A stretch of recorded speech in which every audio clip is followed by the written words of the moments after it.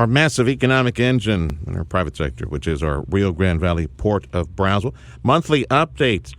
Chief Ed Campirano joining us right now.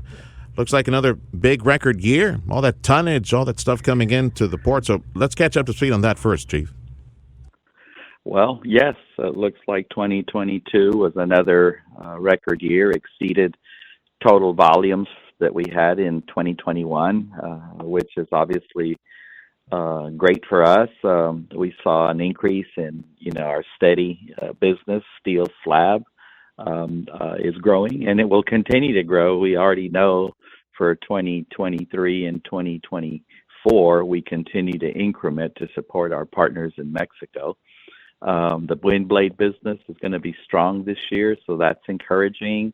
We've got a lot of cement on the ground, I should say in the warehouses. We're seeing some new commodities coming to the port. So not only did we have a good 2022, 2023 is shaping up to be even better. What does all that, all the raw materials, all the steel, all the cement, what does all that say to you as far as the strength of the economy? Because we've touched on this before.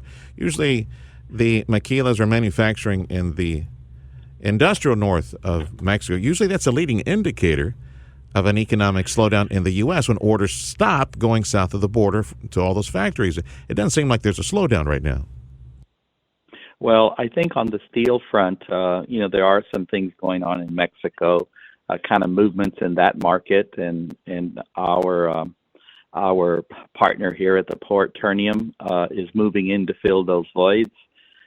We understand from them, construction is on an uptick, not only in Mexico, but they're seeing demand other areas. Of course, the automobile industry is coming back. They're a primary supplier to that industry. The white appliance industry, which does a lot of consumer goods like washing machines, refrigerators, stoves. They're seeing an uptick in a lot of their business that kind of slowed down in 2020 and 21. So that's a good thing for us. Domestically, we're importing more cement than we have in the last 3 years, and all of that is for U.S. market. I will tell you, because you're going to ask me, certainly if we see a positive announcement anytime soon with next decade, that's only continue to drive a great deal of materials such as cement, aggregate, sand. I mean, a lot of that is going to be needed for that project. So I think a lot of it is not only have these companies been preparing and posturing for increases to come, they're also doing well as we begin to see an uptick in our economy. With all the steel and commodities headed toward Monterrey, the industrial north of Mexico, do they sell themselves to the world, to industry, to multinational firms? Do they sell themselves with our port, with Brownsville, as it seems to be their port, their seaport here at Brownsville?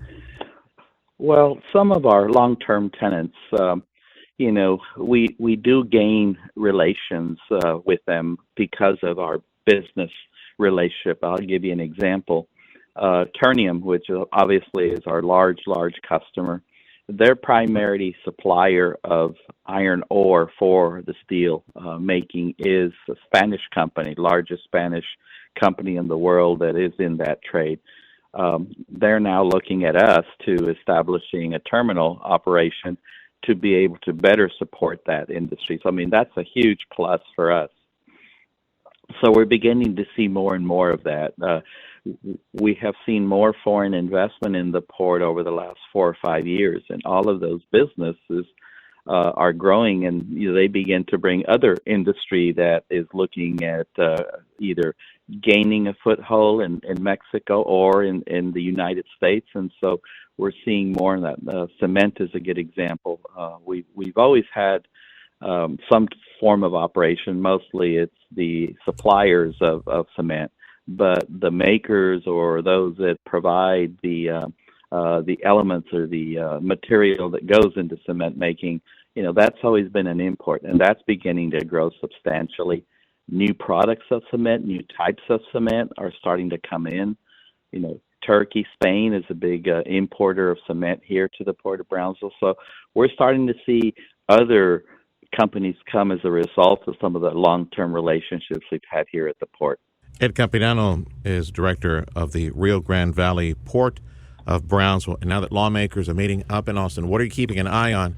What do lawmakers need to fund? I know the funding of infrastructure, specifically for ports, that's a topic of conversation. What can you share? Well, I can tell you that from the port's perspective, through the state association, while there are multiple things that interest us, probably the two biggest focuses are going to be on seeking funding for port infrastructure to support the continued growth of ports. In the case of ports, it's not like we're going over there with our hand opening. We're talking about every dollar invested is going to trade 4 or 5, or in many cases, for an infrastructure project, it's a shared expense. So it's not like we're going there and just asking for money.